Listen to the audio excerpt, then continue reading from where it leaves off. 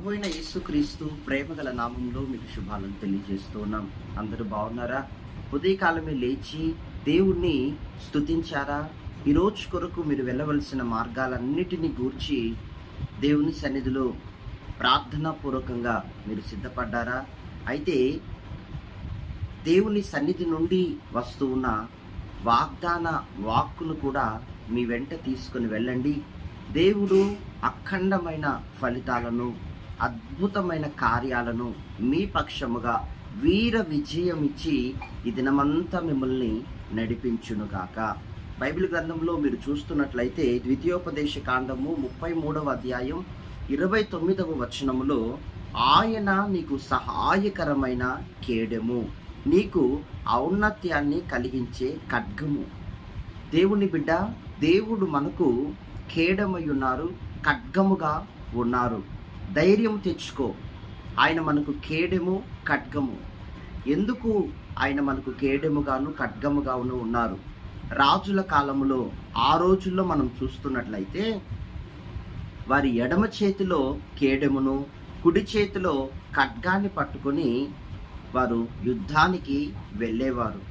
అంతేకాకుండా ఎందుకు వీరి చేతిలో, ఎడమ చేతిలో ఖడ్గము, కుడి చేతిలో ఖడ్గము, ఎడమ చేతిలో కేడెము, ఇవి ఎందుకొరకు అని మనం గమనిస్తూ ఉన్నట్లయితే, కేడెము అటు సైడ్ నుండి వస్తున్న శత్రువు యొక్క బారిన పడకుండా, ఆ శత్రువు మన ఒంటి మీద ఎటువంటి గాయము చేయకుండానట్లు మనలను మనం కాపాడుకునే ప్రయత్నములో మన ఎడమ చేతిలో కేడెమును మనం పట్టుకుంటాం. అలాగే ఈ ఖడ్గము మన చేతిలో ఎందుకు అనంటే, ఈ ఖడ్గమును మనం పట్టుకున్నప్పుడు అటు సైడ్ నుండి వస్తున్న శత్రువును అదిమి పట్టి అతనిపై మనము జయాన్ని పొంది విజయాన్ని పొందుకోవడానికి. హల్లెలూయా. కనుక ఇది ఎందుకండి, మనకు యుద్ధాలు లేవు కదా అని మీరు అనుకోవచ్చు. కానీ దేవుని బిడ్డ, ఈరోజు మన యుద్ధం మన విరోధి అయిన అపవాది సాతానుతో, మనుషులతో కాదు. ఎందుకంటే సమస్యలు, ఒడిదుడుకులు, అవస్థలు, శ్రమలు, బాధలు, దుఃఖము, ఇవన్నీ కూడా నెమ్మది లేదంటున్నారు కొంతమంది. ఈ పరిస్థితులన్నీ కూడా ఇహలోక సంబంధమైన అపవాది నుండి మనుషులకు, దేవుని పిల్లలకు ఇవి సంక్రమిస్తూ ఉన్నాయి. అందుకే వాడి మీదనే మన యుద్ధము. హల్లెలూయా. కేడెముగా, ఖడ్గముగా దేవుడు మనతో ఉన్నారు గనక మనము వానిని జయించుటకు గురిపెట్టి, వాని తంత్రములను, వాని కార్యాలను గురిపట్టి జయించటానికి వాడు ఏ విషయంలో మన కుటుంబం మీద దాడి చేస్తున్నాడు, వాడు ఏ విషయంలో మన పరిచర్యల మీద దాడి చేస్తున్నాడు, దుష్టుడైన సాతాను ఏ విషయంలో మన శరీరాన్ని ప్రేరేపించి పాపానికి ఈడుస్తున్నాడు, లేకపోతే రకరకాలైన దుష్టత్వానికి తీసుకెళ్తూ ఉన్నాడో, అది మీరు గుర్తుపట్టి అపవాదిని జయించడానికి సిద్ధముగా ఉండాలి. వేటితో మనం జయించాలంటే ఖడ్గముతో, వాక్యమై ఉన్న ఖడ్గముతో. హల్లెలూయా. ఖడ్గాన్ని చేతబట్టి, కేడెమును చేతబట్టి అపవాదిని జయించుటకు మనము బలాన్ని పొందుకోవాలి. ఎందుకంటే నీ కుటుంబంలో ఉన్న పిశాచులను, అపవాది యొక్క అనుచరులను వెళ్ళగొట్టడానికి యేసు నామం పేరిట ఆజ్ఞాపించు. నీ ఖడ్గమును విశ్వాసముతో వినియోగించు. దేవుడు ఈరోజు నీకు ఇస్తున్నాడు ఈ వాక్కును విశ్వాసముతో ఉచ్చరించు, ఆజ్ఞాపించు, గద్దించు.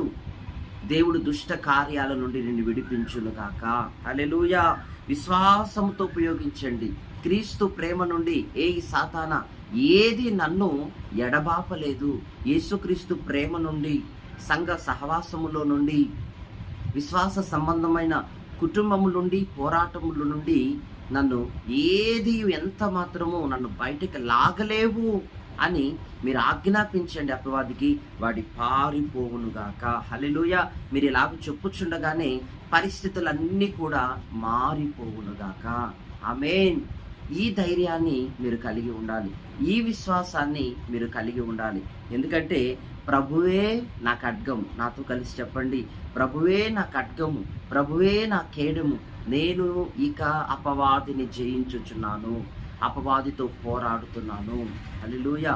మహాపరిశుద్ధుడా, జీవము గల తండ్రి, జీవాధిపతి, ఎందరు దేవుని వాగ్దానాన్ని విశ్వసిస్తున్నారో అందరి జీవితాల్లో కార్యాలు చేయండి, ఆశీర్వదించండి, గొప్ప చేయ మొదలు పెట్టండి.